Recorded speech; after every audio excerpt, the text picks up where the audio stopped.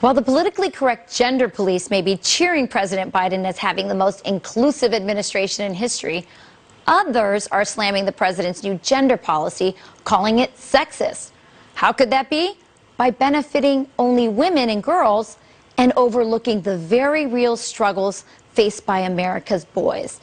Joining me now is Dr. Warren Farrell. He's the co-author of The Boys Crisis, Why Our Boys Are Struggling and What We Can Do About It.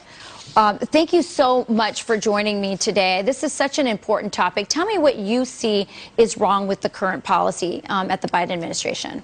Well, it's really pretty amazing because President Biden says he's inclusive and he's in favor of healing and unity and being in very favor of diversity, and yet he's formed a gender policy council that completely leaves out boys, leaves out fathers, leaves out men.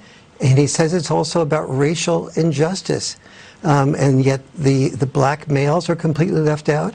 He talks about LGBTQ being so important, and he's left out trans males and every part of LGBTQ if you are a male. So it's the most sexist and racist policy that can be established. And that's one thing if you are just establishing sexist policies, but if you're claiming to be in favor of unity and healing, that's not a good combination. Yeah, you know, I first started to see the disparities between how boys and girls are treated and favored. I have boys. I saw it at award ceremonies and graduations. I would see, why are like all the girls getting all the awards, and like 90% of all the awards go to girls and like 10% to boys. What is that about? Is it that we're teaching to girls' strengths? Is it that we're not teaching to boys' strengths? What's happening there? It is partially teaching to girls' strengths. Girls are much better about sitting. Boys need to be doing all the things that we talked about, that you just talked about a few minutes ago, about are very powerful in COVID. Boys don't have as many social, emotional skills, and they are much more productive when they're doing physical activities. So that's part of it. And so but boys are also having enormous problems when there is fatherlessness. Yes. When it's a crisis.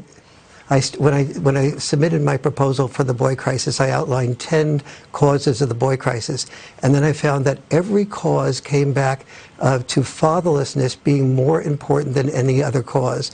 When a boy grows up in a female-only home and goes to a female-dominated school, that's a problem. When a boy grows up with a very active father and mother and goes to a female-dominated school, that's a very minimal problem.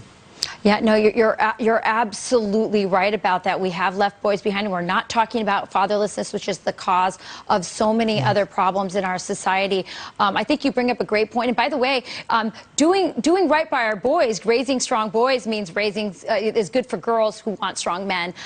So again, Dr. Farrell, this is so important. Thanks for bringing it up to us, and I hope people will read your book. Oh, thank you very much. All right.